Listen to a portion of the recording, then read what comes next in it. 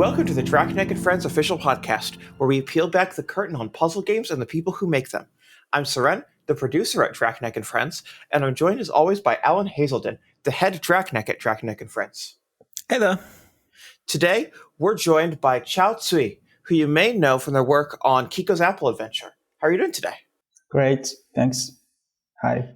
So, can you sort of talk a little bit about yourself for people who are not familiar with you and your games? Yes, sure. Hi, I'm Chao. I have been making games for about 7-8 years. But in the past 3 years, my focus was on small, cozy puzzle games. I released Animal Planner, which was my first puzzle game 2 years ago. And then recently, I released Kiko's Apple Adventure. And what got you into game development in the first place? Well, I have been a gamer for a really long time since I was a kid. And then I tried to study game design in university. So I feel I really enjoy making games. And then I got into the game industry. I used to work in a Chinese game company for 2 years. And yeah, I guess that's how I get started about making games. And before focusing on puzzle games, what kind of games were you trying to make? I think it's quite random, just small games. I make games for game jams, like all kinds of games, but I think I am more interested in the adventure games, open world exploration games. I remember I spent lots of time on Don't Starve and Terraria. Yeah, those games were my big interest before the thinky puzzle games. And was there a moment where you're like, oh, I could make these? I tried to make those kind of games, like exploration games, but I think it's too much work for a small team. Or I really enjoy work on my own or just with 1 or 2 people, like in a small team. But those games are the scope are too big for me. So I think then I played some really great puzzle games like Patrick's Parabox, Being and Nothingness, and also A Monster's Expedition. I think those are those games. In those puzzle games, I could really focus on the mechanics design and level design, and that was my biggest interest in making games. And the scope looks more manageable for a small team, so that's why I switched to making puzzle games. What interests you the most with puzzle game design? Well, good question. I would say it's the mechanics design or level design. Like in other genres, you have to think about more things than that. But in puzzle games, the puzzles, the mechanics, the levels are I would say all matters, or they are the most important part. So with simple mechanics, you could if the core mechanics is really good or elegant, you could make lots of puzzles around that and to explore and develop lots of interesting ideas. And by making puzzle games, it also feels similar to players playing puzzle games. You during the development, you also discover lots of new things. I mean, if the system or the core mechanics is really good, there would be something really unexpected or surprising. And as a designer, when I found those interesting interactions or those very exciting moments, that's really makes me happy, and I really enjoy those moments. So I guess that's the thing that interests me the most. Yeah, I definitely find that very, very familiar description. There's a real joy to figuring out a mechanic or an edge case that works really well, or brings things together, or really increases the depth just by making a single decision. Yeah, That's really true. Like defining edge cases is really fun. And sometimes I think like to see if a puzzle game is good or not is how the designers define the edge cases. If they could like include all the edge cases and make them looks naturally, or it's something looks unexpected, but they should happen in this system, that would be really great. Or it could be a really elegant system design. I'd love to chat about that with regards to your specific games you've worked on. But before we do, I guess you should talk a little bit about them. So can you describe Animal Planner and Kiko's Apple Adventure for somebody who might not be familiar with them? Yes, sure.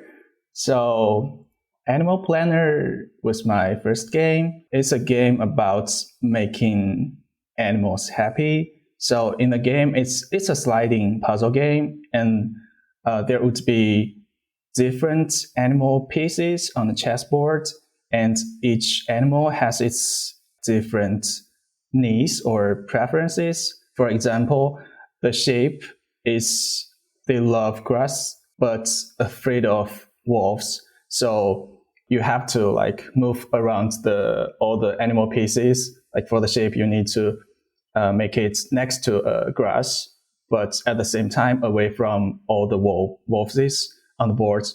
That would make this single sheep happy. So to finish a level, you have to like make all the animals, different animals, to fulfill their needs.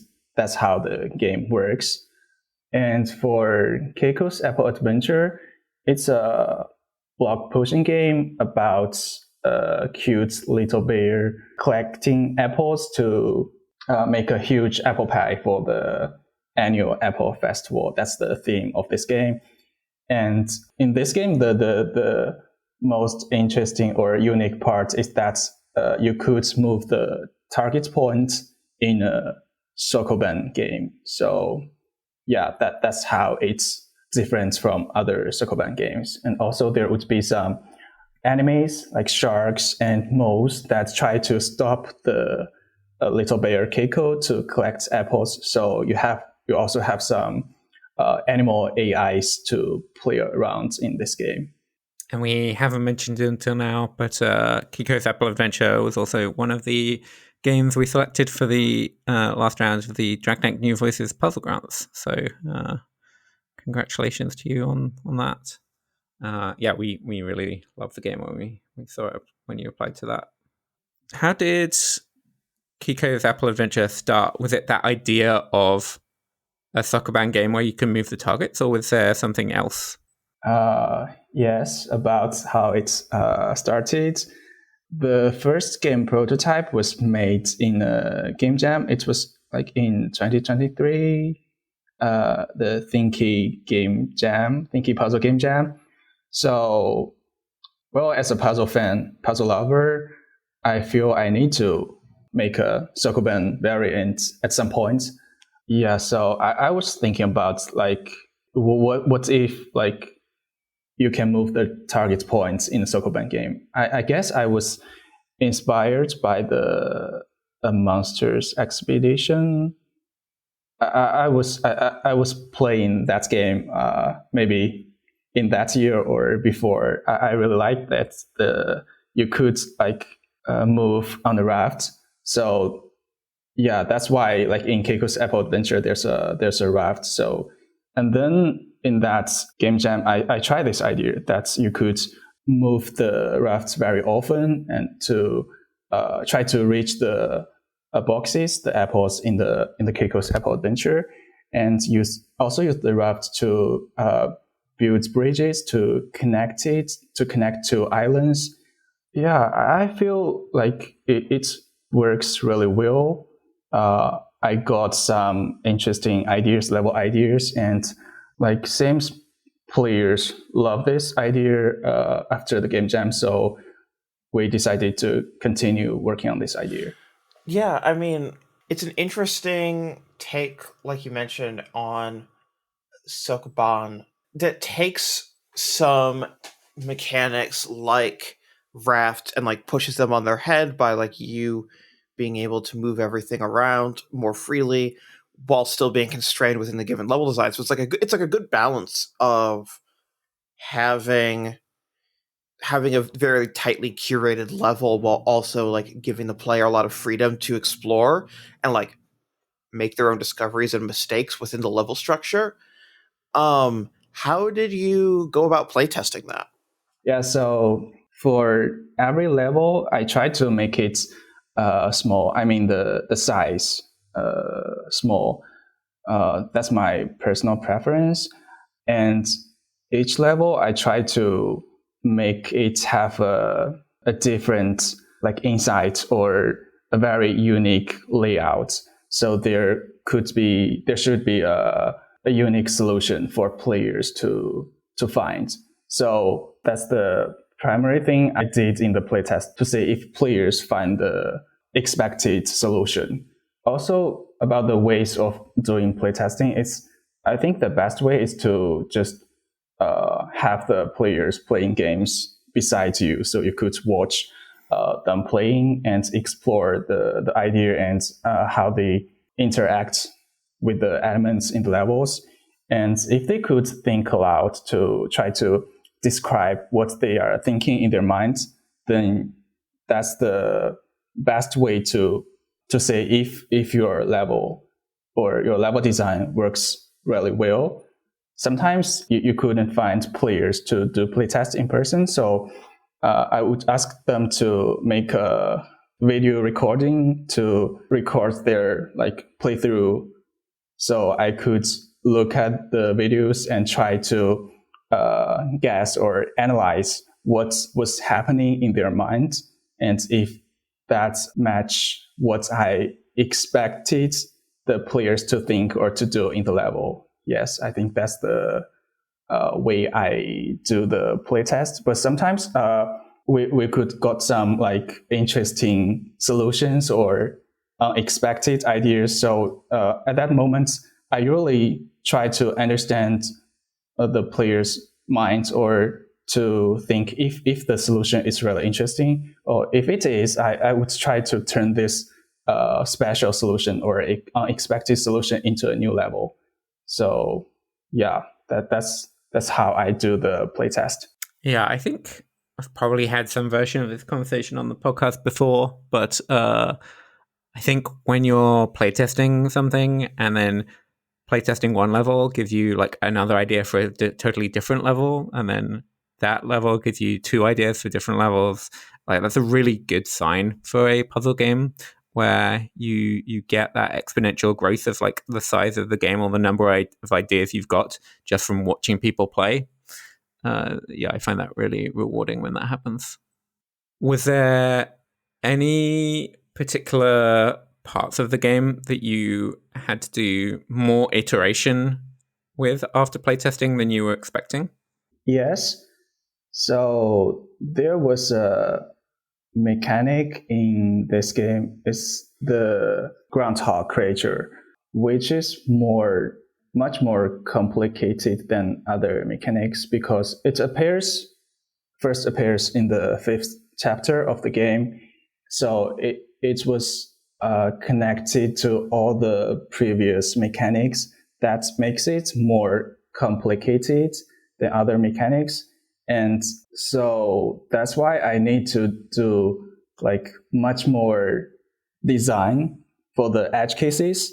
And also I need to do much more playtesting for those mechanic, for that groundhog mechanic. And also it's because it's more complicated, it caused lots of bugs in the game. Yeah, but we try to solve that and fix all the bugs probably, and I think it worked really well eventually, and players love that and think it's the best mechanic design in this game. How did you decide which order to introduce the mechanics in? Yeah, that's a good question.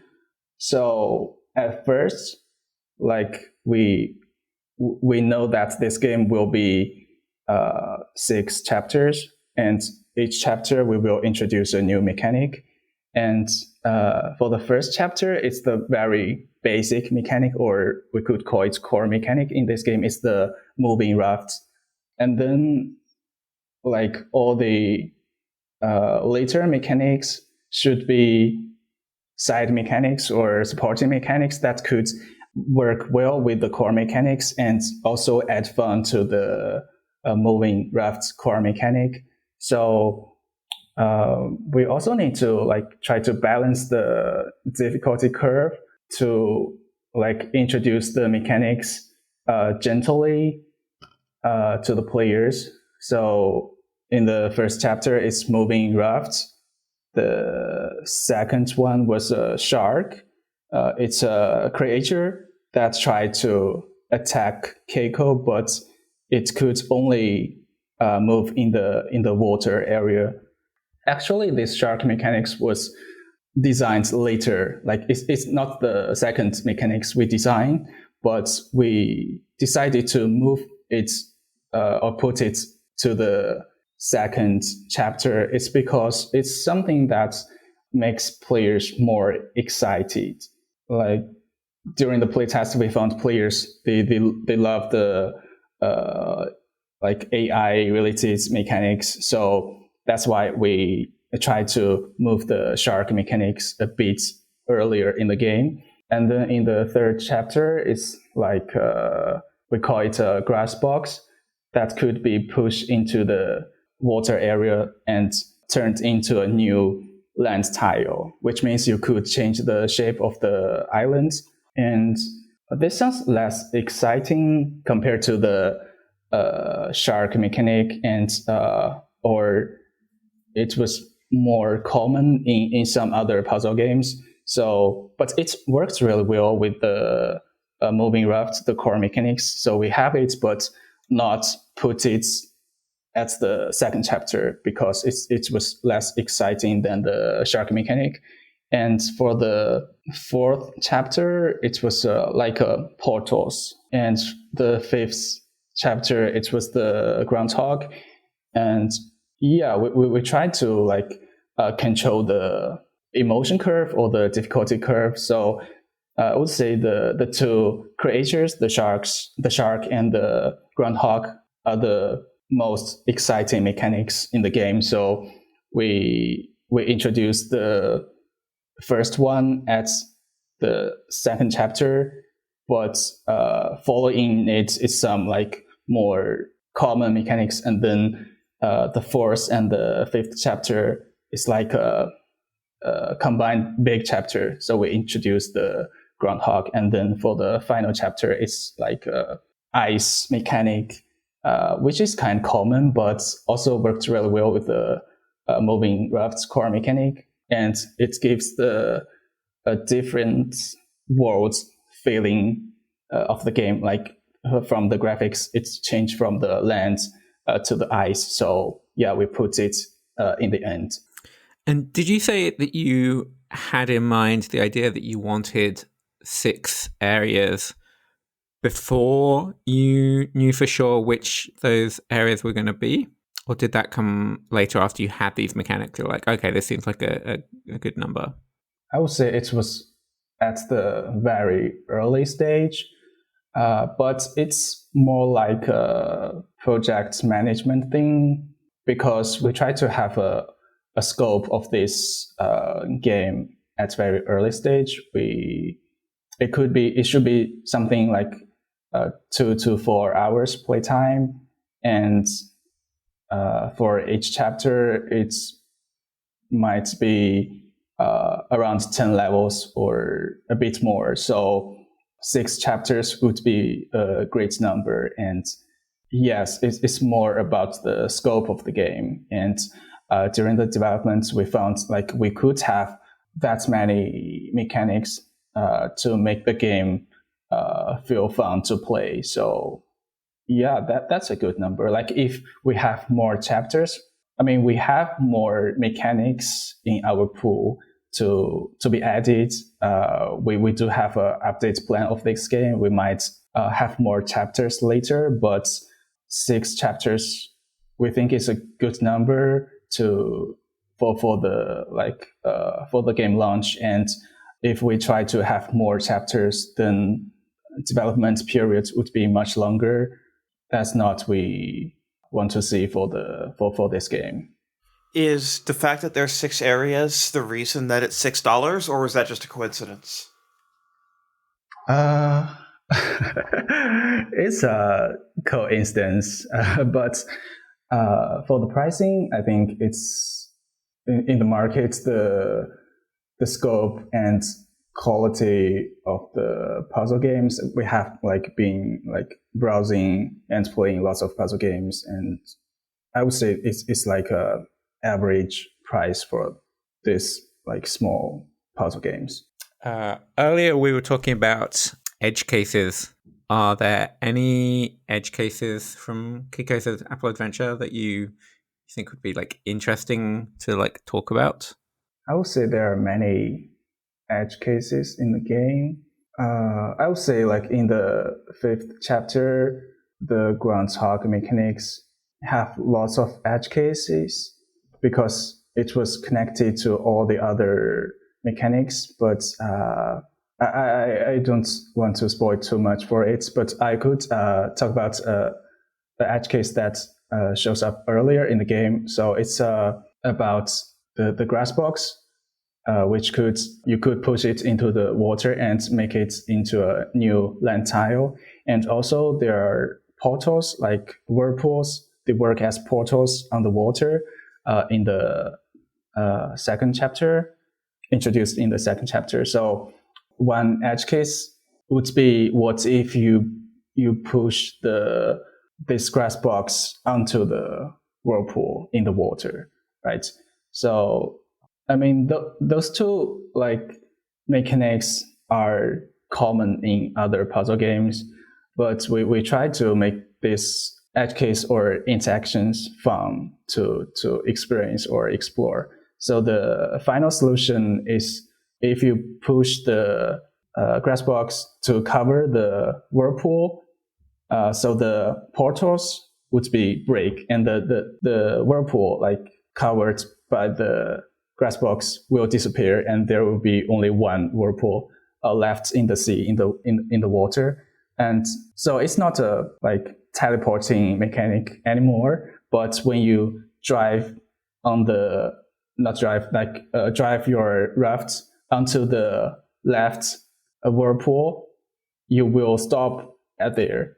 So you could change the direction. It's like a stop in the water. And also it works for the shark, the creature in the sea. I think it adds some depth to the game and the level design, and I really like it because it's something we discovered for 2 very common mechanics, but by combining them to define the edge cases, it could showcase something new to the player. Maybe they have never seen or rarely seen in other games. Yeah, I love that moment where you can take 2 unrelated mechanics and have them combined to do something that's a bit different to either of them. Do you have any questions for us? Oh yes, I do. So I think many designers, they really love puzzle games and love making puzzle games, but this puzzle market is not hard to, it's not easy to make money compared to other genres, but Draknek as a puzzle studio is quite successful. So do you have any suggestions for the new puzzle designers, how to keep making puzzle games in a sustainable way so they could survive and I don't know, just to survive in the market and keep making puzzle games? The glib answer is to invent a time machine, go back and start releasing games in 2013. There are more practical answers, but unfortunately, no silver bullet. I mean, I do think one of our strengths is consistency, and we've been able to build up that consistency by having got our start a while back. But it wasn't until the fourth game that Draknek released that we built something that like was able to find a particularly wide audience outside of like the core.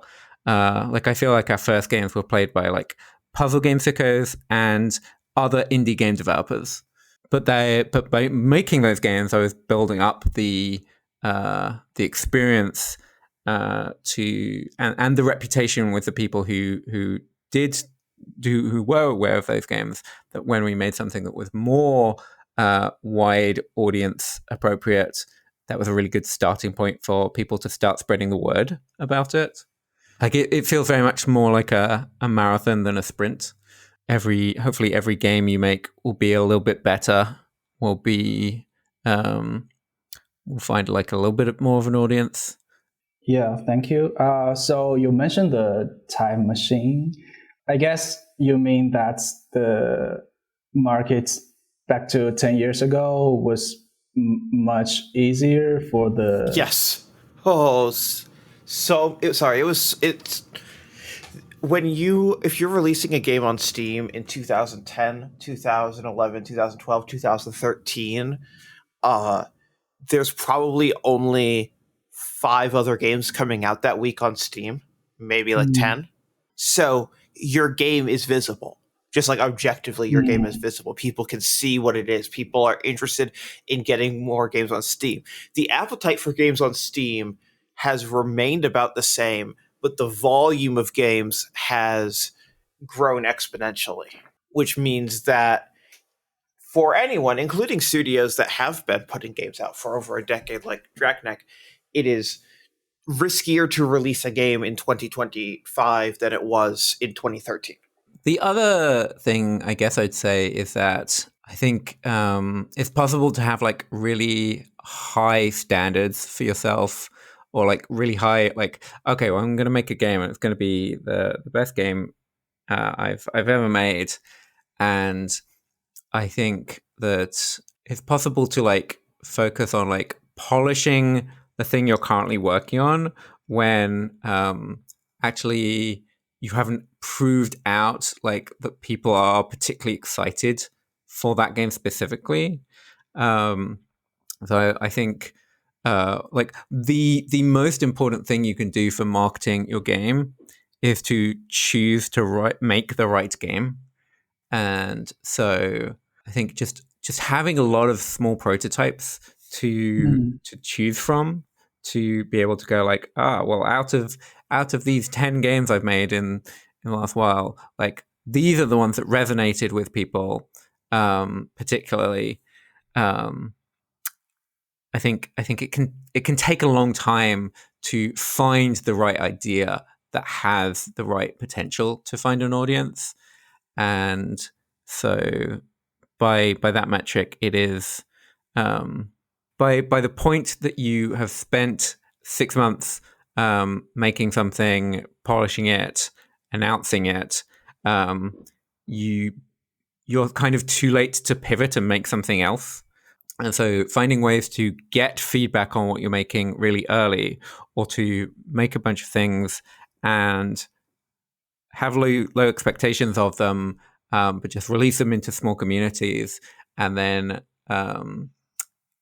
have like a bit of a distance so you can then go like, okay, like in hindsight, like at the time I was really excited about X, but 6 months down the line, actually the one that's really stuck in my brain is this other game.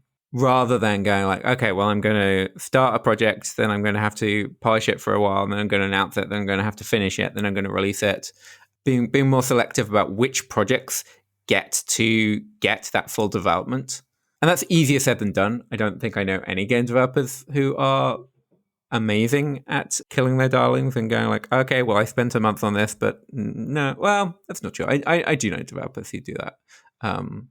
But there's not a lot of examples of seeing people who work on a lot of things and then don't take them very far, because it generally happens behind closed doors. Yes, thank you. And I totally agree with that. That you need to choose the right game to make. because I found like for most puzzle games, it's just hard to make players excited in a really short time by a trailer or a video. Like, but for other genres like games with combat elements, it's just so easy to like with all the particle effects, the animations, the sounds. It's much easier to make players more excited and want to play that game. But for most puzzle games, I would say it's especially for the abstract puzzle games, it's more about the numbers, the states change. So it's not that visually appealing, or I'm not saying the graphics quality, but the mechanics is not that visually or dynamically to make players want to really see something unique or want to play the game. But I think there are games like Patrick's Parabox and also Baba Is You. They are really good examples.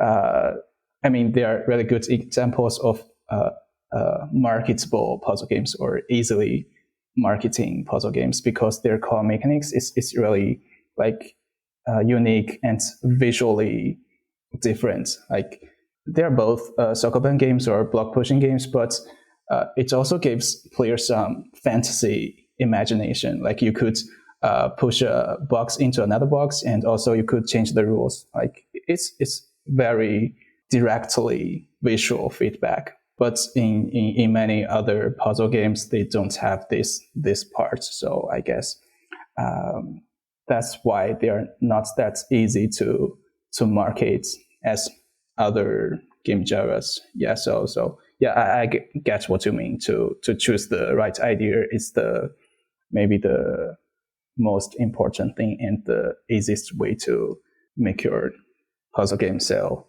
Yeah, I definitely agree that like those examples of Patrick's Parabox and Bar with You, like you can see that like even in a GIF, they are really intriguing and captivating, and that's like a real strength of them. And yeah, like that's a really high bar. And yeah, if you're making a puzzle game that is not that exciting to look at in a GIF, then you are playing on hard mode. But also, I think to some degree, like even very actiony games, non-puzzle games, even for them, the best marketing they have is like the game itself. A lot of the time, like they might be able to like be a bit more enticing with a trailer, but like when it comes down to is this game going to be appealing to people? Are people going to be excited to play this? A lot of this these days does seem to come down to like, okay, well, you got to drop a demo at some point, and like people got to be excited by that demo. Gameplay is more important than visuals a lot of the time. Yes, that's very true. Thanks for the like answer and all the suggestions about making puzzle games. Before we wrap up, I'm curious, how did you hear about the Draknek New Voices puzzle grant?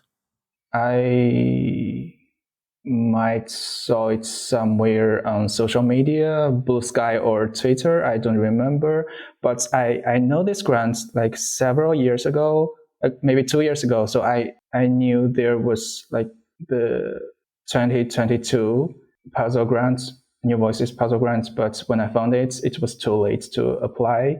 Yeah, and last year I saw the news on Twitter or Blue Sky, so I thought this was a really great opportunity, and I applied for that. Also, like I think I know a developer who got the previous puzzle grants in 2022. Yeah, that's also why I knew this puzzle grant. Which developer? Alia. The game was Alia, so it's a game about the mirror. Yeah, a girl and the mirror. Yep. Awesome. Well, thank you so much again for joining us and chatting about your time making puzzle games and Kiko's Apple Adventure. Where can people find you? I would say Blue Sky or Purple Games Discord. So you could find the link on the Steam page of the Kiko's Apple Adventure. Awesome. Well, thank you again for joining us. It's been a pleasure. Yeah, thank you. Thank you for having me. And thank you for listening to the Draknek and Friends official podcast. Our music is by Priscilla Snow, who you can find at ghoulnoise.bandcamp.com. Our podcast artwork is by Adam DeGrandis. Our podcast is edited by Melanie Zawodniak.